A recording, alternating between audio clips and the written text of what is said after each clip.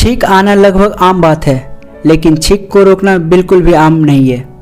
अगर आप छींक को रोकने की कोशिश करते हैं तो शायद आप अपने शरीर या फिर अपने दिल की किसी नस को फटने का न्योता दे रहे हैं। जी हाँ दोस्तों, एक मेडिकल रिसर्च में ये पाया गया है कि अगर कोई इंसान अपनी छींक को रोकता है तो उसकी दिमाग की नस कुछ ही मिनटों में फट सकती है।